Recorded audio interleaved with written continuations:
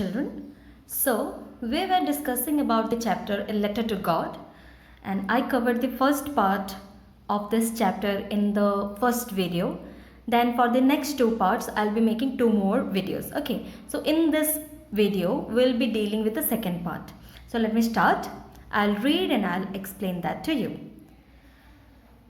But in the hearts of all who lived in the solitary house in the middle of the valley, there was a single hope: help from God. Don't be so upset. Even though this seems like a total loss, remember, no one dies of hunger. That's what they say.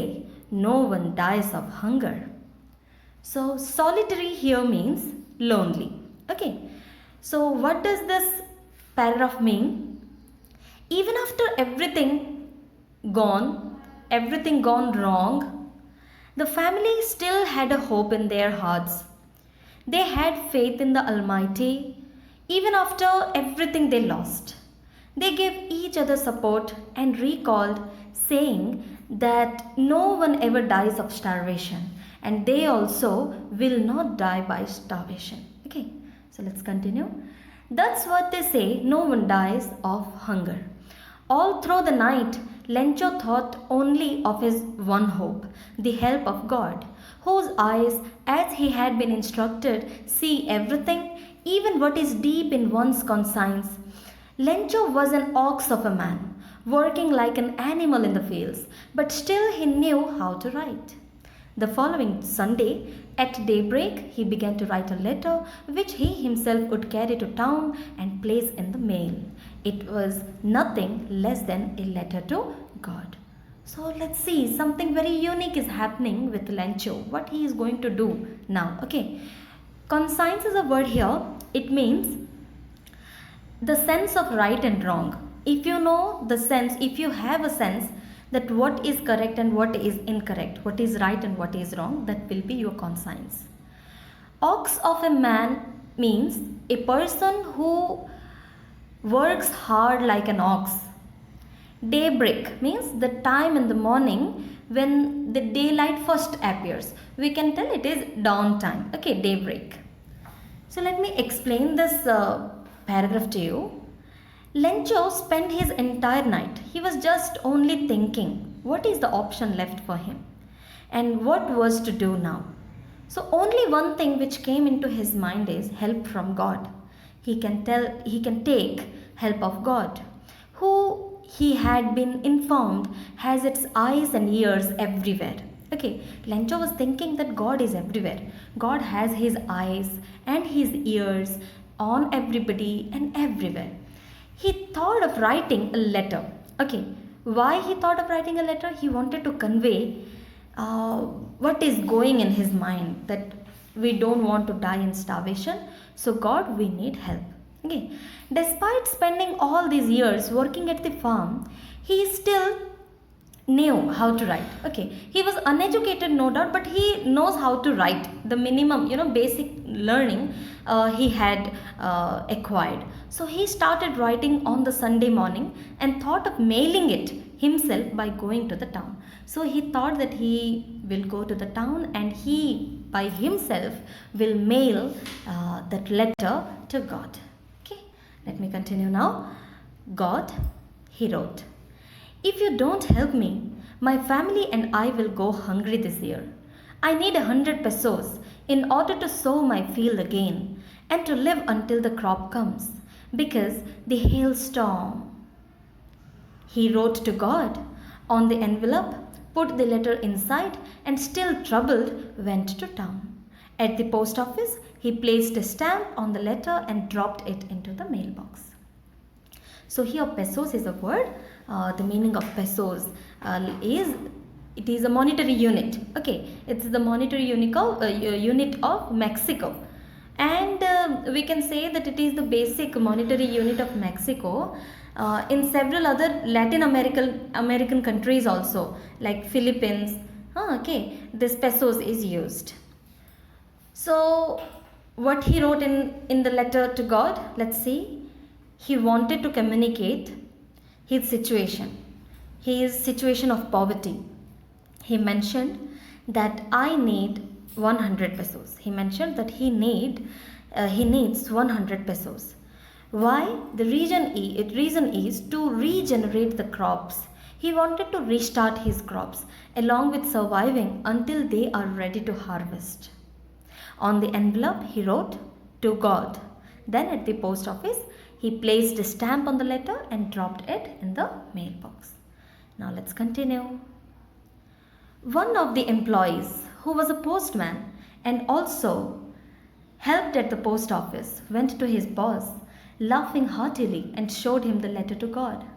Never in his career as a postman had he known that address. The postmaster, a fat, amiable fellow, also broke out laughing.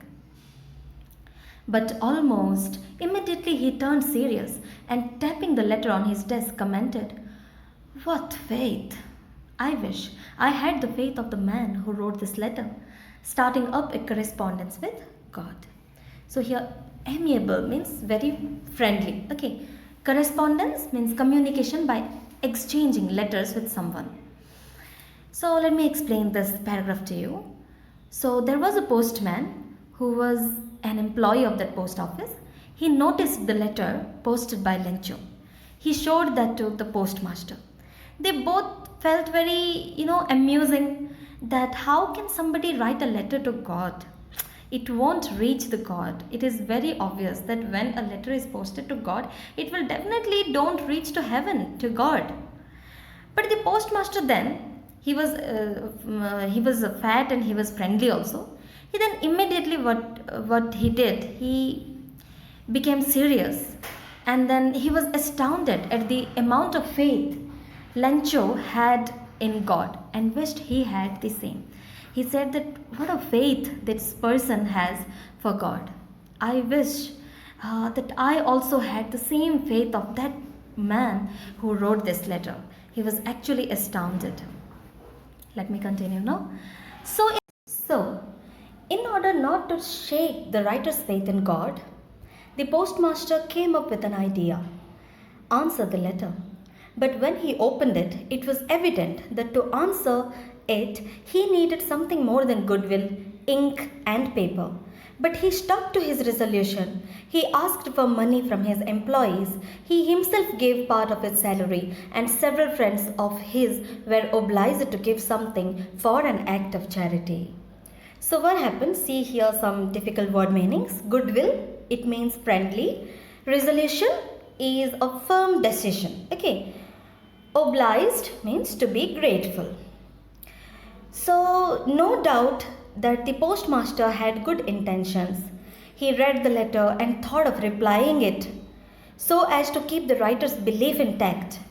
But the writer expected the reply in a different way. He wanted money. He wanted 100 pesos. So, for the postmaster, in order to help the poor person, he not only needs a pen, a paper, or some morals, but also he needs some financial support. Unless and until he has that finance, he cannot help the poor fellow. So the postmaster, along with his colleagues and a few friends who were more than willing to donate for a good cause, they collected a good amount of money to help Lencho as an act of charity. Okay. So it was impossible for him to gather together the 100 pesos, so he was able to send the farmer only a little more than half. He put the money in an envelope, addressed it to Lencho, and with it a letter containing only a single word as a signature, God. So here, what happened? Despite his best efforts, he after gave his best efforts, he could only able to collect an amount not more than half of what Lencho had asked for. He then addressed it to Lencho along with a letter which was signed by God, which was undersigned by God. Okay. So, here some questions for you again. The first question is, who or what did Lencho have faith in? What did he do? Second question, who read the letter? And third question, what did the postmaster do then? So I hope, let Let me continue. The following Sunday, Lencho came a bit earlier than usual to ask if there was a letter for him. It was the postman himself who handed the letter to him, while the postmaster experienced the contentment of a man who has performed a good deed. Looked on from his office, Lencho showed not the slightest surprise on seeing the money. Such was his confidence, but he became angry when he counted the money. God could not have made a mistake, nor could he have denied Lencho what he had requested.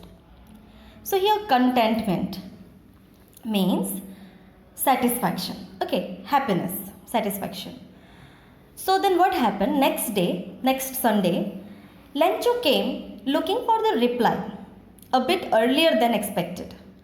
The postman handed him the letter, waiting to see him very joyful and surprised, while the postmaster, feeling satisfied, the postmaster oversaw it from his office. But on the contrary, what happened? The farmer got disheartened. He was not happy on seeing that the money was less than what he asked for. He had asked for 100 pesos, but only more than half of 100 pesos were sent to Lencho. So actually, he was not happy. His faith is still undeterred, and he believed that God cannot make such a mistake. Then let's see what Lencho is going to do now. Immediately, Lencho went up to the window to ask for paper and ink. On the public writing table, he started to write with much wrinkling of his brow, caused by the effort he had to make to express his ideas. When he finished, he went to the window to buy a stamp, which he licked and then affixed to the envelope with a blow of his fist. The moment the letter fell into the mailbox, the postmaster went to open it. It said, "God, of the money that I asked for, only 70 pesos reached me. Send me the rest, since I need it very much. But don't send it to me through the mail, because the post office employees are a bunch of crooks." Lencho. Then see, very interesting happens here. On being disappointed, he started looking for ink and paper to write to God again. Something more than he wanted to express to God. So let's see what he wanted to express. While writing the matter, his eyebrows got curled because he was very concentrated to write the letter, with which he was drafting a new request. When he completed, he affixed it with a stamp. He licked the stamp and affixed that. As soon as he dropped it into the mailbox, the postmaster ran to take it out and to read it. And then in the letter, Lencho had complained about something. He had complained that he only received 70 pesos and he is really in need of the remaining amount. He said, "God, I asked you for 100 pesos, but instead of sending 100 pesos, you only sent me 70 pesos, which is not enough for me, which is not enough to regenerate my work, to restart my harvesting." He doubted the integrity and honesty of the post office employees and suggested that the money should not be sent via post, because he doubted that the staff at the post office, they must have stolen the missing amount. So finally you can see that Lencho doubted the people who actually helped him. The post office employees helped him by collecting money from their own salaries. They contributed a part of their salary for this poor fellow, realizing that this man needs some financial help. And he is having a strong belief on God. But God cannot help this man directly. There should be a medium. And this time the medium is the post office employees. So the post office employees could realize this and they started helping him. They helped him. They sent 70 pesos. They actually could not collect the complete 100 pesos which Lencho asked to God. But they could able to collect more than half of the amount. That was 70 pesos.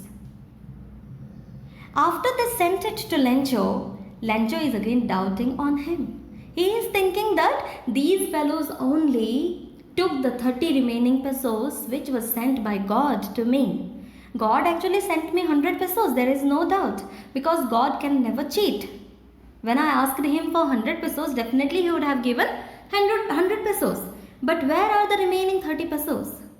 Maybe definitely these bunch of crooks, these thieves, they have taken the remaining 30 pesos from the amount which was sent by God to me. So who helped are blamed now. So now 2 more questions for you. I hope you understood the explanation. The first question now here is, was Lencho surprised to find a letter for him with money in it? And second question is, what made him angry? What made Lencho angry? So this was what for the explanation of the chapter A Letter to God. I hope you understood it completely. Do the question and answers. That's it for today. Thank you.